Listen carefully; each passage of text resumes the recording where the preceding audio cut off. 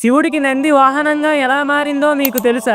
శిలాదుడు అనే మునికి పిల్లలు లేకపోవడంతో శివుడికి కఠోరంగా తపస్సు చేస్తాడు. అలా చాలా ఏళ్లు తపస్సు చేయడంతో శివుడు ప్రసన్నుడై నీకు కొన్ని రోజుల్లో ఒక పిల్లవాడు దొరుకుతాడు అని వరం ఇస్తాడు. శివుడు చెప్పినట్టే ఒక రోజు శిలాదుడు భూమిని దున్నుతుండగా ఒక చిన్న పిల్లవాడు దొరుకుతాడు. దాంతో ఆ పిల్లవాడికి నంది అని నామకరణం చేసి ఎంతో ప్రేమతో పెంచుకుంటాడు. ఒక రోజు శిలాదుడి ఆశ్రమానికి వరుణమిత్ర దేవతలు వస్తారు. వాళ్ళు నందిని చూసి మీ అబ్బాయికి దీర్ఘాయుస్సు లేదు, త్వరలోనే చనిపోతాడు అని చెప్తారు. ఈ విషయం విన్నాక శిలాదుడు చాలా బాధపడతాడు. దాంతో నంది ఆయుస్సు కోసం శివుడికి తపస్సు చేయడం మొదలు పెడతాడు. శివుడు ప్రత్యక్షమై ఏం కావాలో కోరుకోమంటే శివుణ్ణి చూసిన పరవశంలో దీర్ఘాయుస్సుకి బదులుగా ఎప్పటికీ మీతోనే ఉండిపోవాలని ఉంది పరమేశ్వర అని అంటాడు. అది విన్న శివుడు సరే, ఇప్పుడు నా వాహనమైన ఎద్దు నాతో లేదు కాబట్టి నువ్వు నా వాహనంగా ఉండు, అంతేకాదు నువ్వు నా గణాలన్నిటికీ అధిపతిగా కూడా ఉండొచ్చు అని చెప్తాడు. దానికి నంది ఎంతో సంతోషపడి సరే అంటాడు.